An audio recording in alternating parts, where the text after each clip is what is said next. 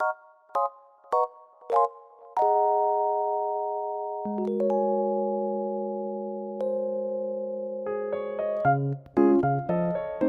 adorable friends, welcome to another video. This is slightly a different video than the other ones that I usually posted. I wanted to show you how I populated or how I filled in all the spreads that I made for this month, which is still March 2023. So as you remember, the theme for this month is strawberry lemonade, and here are the color combos that I'm using this month. And this theme and this color combo really makes me happy because they're very bright and it's really cute as well with the smiley lemonade over here. So this is the theme for this month. So let's see how we made it into a spread and how I populated all of those spreads. As usual, the first page of my monthly bullet journal is always the cover page, and next to it we have the monthly reflection page. So for the cover page, I usually have one composition of image with a calendar underneath it, and for this composition for this month, I was very much inspired by Megan Quinn, or in Instagram her handle is Soliciela. Please give her a check out and to follow because I really love the way that she created many of her crafts. So this is one of the things that she created before this composition. So it really inspired me to turn it into an entire theme for this month bullet journal. So the idea is that to have this strawberry lemonade throughout, and you will see also this particular composition to be repeated in other spreads as well. Now, this is the monthly reflection page. So what this page is, by the end of the month, I would fill it in like the way that you see it now of my reflection of that entire month. So usually there's part of it about relationships or about family, for example, personal life, but also work and other elements as well. So those are just a little bit of a summary of snippets of how I see the month and how I reflect back of the month. And this is quite new composition because I've never used this kind of frame before where I use the little images that is part of the entire theme for this month, and I use them as a frame, and I kind of like how it looked. It does give slightly maybe narrower space to write, but I can always adjust the length of summary that I'm doing, so it worked perfectly well for me. And as you can see, I stamped these images directly onto the page itself. This time around it worked pretty well, but I do know that sometimes I'm using Tombow markers for this time around. Sometimes some of the Tombow can have some shadowing if it's directly used on the page with a really like heavy-handed or like thicker way of applying it. And I kind of I'm somewhat of a heavy-handed colorist, what do you call it? So sometimes it can show, but this time around it doesn't really show towards the back. So I was quite lucky that this time around it worked really well. Yeah, well, alternatively, what you can do is that you can stamp each of these images on a different piece of paper, like this one, cut it out and then make it into a frame. That's also, it took a bit more work, but that could also be a way around it. So here's the first spread. Let's go to the next one, and it's the calendar spread. I love this calendar spread. It's a little bit more of the simpler side of the kind of calendar that I use for my bullet journal, because sometimes I would use specific images as slot for the days. For example, for this theme, I could have for example, make each of these slots into a lemon if I wanted to. It's possible, or like a different maybe glasses, for example, of lemonade. But this time around, I kind of want to have something a bit more simpler because I want to showcase kind of the combinations of colors.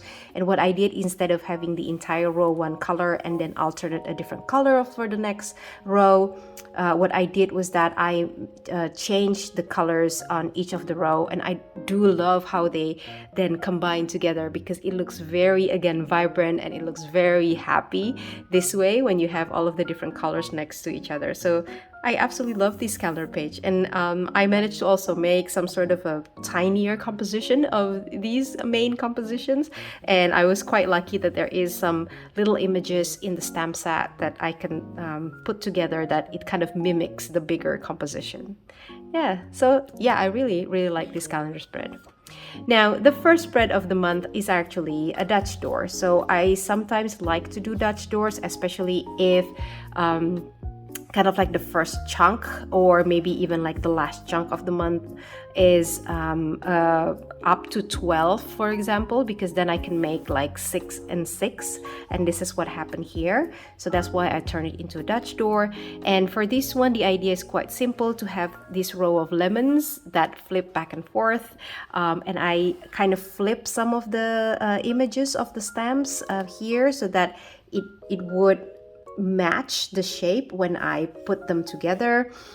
So for example, like this lemon has the opposite lemon of this one, for example, and I'm doing that, or this one is actually not the mirror opposite, but this one is a mirror opposite because I kind of need the leaf to be on the same side. So I did a mirror stamping technique in order to be able to make the other lemon. And I absolutely love the look of these row of lemons with different expression on their faces. I think they look really cute. And as the landing space, so to say, I just make this kind of like empty, more yellowish, more neon color background. I didn't turn it into like a note or anything like that. I usually do, but this time around I just want them to be kind of like a background for the lemon, so I keep them just a solid color. Yeah, so that's the first spread.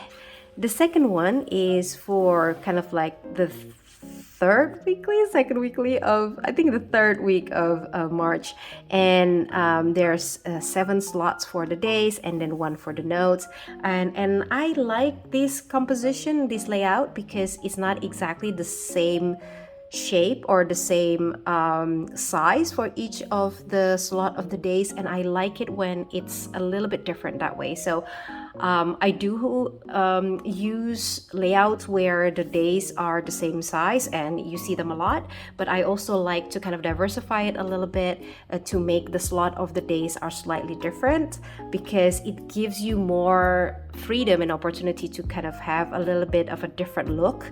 And I'm happy that I kind of like came across, I think I made up this layout, if I'm not mistaken. I don't think I kind of copy it for anyone, but I was just thinking like, okay, what are the different layout and compositions of different slots of the days that would fit the page for this one. Yeah, so and this is an 8 spots basically, so I added 1 spot for the notes in order to kind of balance it out. The next one, this is the third weekly, and for this one I kind of want to mirror the Dutch door, so it is also a row of lemon with the slots for the days in the middle, and there are several things that I want to point it out here, and this is how it usually goes with me. My bullet journal is never perfect. I always made little mistakes here and there, if you want to call it mistakes. I call it sometimes, what do I call it? I call it kind of like a charm that 2 hands make, basically. As you can see here, the space between the C and the H is actually too far compared to the other spaces, and it would drive me a little bit crazy because I would love them to be the same space. There's a little bit of kind of like perfectionist in me about that. But just to kind of compensate, I just put a flower there to kind of make the space between C and H look slightly closer. And it kind of worked, you know, to give a little bit of a quirk in this title, and I'm not mad about it. So I think it worked out pretty okay at the end. And the other part is that I totally forgot that for this spread, I wanted to make it into an 8 spot rather than a 6 spot, because of course there are 7 days in this week, but I totally forgot about it, so that I actually only made 6. So the Sunday, instead of being here on this spread, the Sunday is actually on the next spread. So this next spread I have always planned it to be 6-slot spread, but the last one was meant to be for notes. But because I have to kind of migrate the Sunday from this spread into here, then it becomes a 6 spread with starting from the 26th until the 31st. So it worked out well. I was quite happy when I realized that, because I was like, I didn't realize after I actually made the entire spread that I kind of messed up a little bit with the dates. But for the spread itself, this is the last spread for the week, and this is my favorite of this month. I was just playing around in my head whether it's possible to make some sort of containers for different type of containers for the lemonades as a slot for the days, and I just try it out in my R&D bujo. If you see my Instagram, you can see that I also have an R&D bujo where I tried out different ideas first before I put it in my actual bujo, and I thought it worked out pretty well. So I then transform it into this, and I love how it turned out. And basically the liquid inside is where I write down the summary of my day. And I'm very happy the way that it turned out. Yeah, so that's my bullet journal for March 2023. I will be posting what it looks like for my April 2023 with a very different theme and a very different color combo as well, and a very different vibe. So I can't wait for that. But thank you so much if you have been following me and have been listening to me up to this point. If you would consider subscribing, I would be very, very grateful, and also to give the video a like if you like it. I hope to see you again, and until then, I hope you're having a wonderful, wonderful day, and maybe get a little bit inspired of these happy colors, happy, cute lemons as well. Well, until then, until I see you again, have a great day. Goodbye.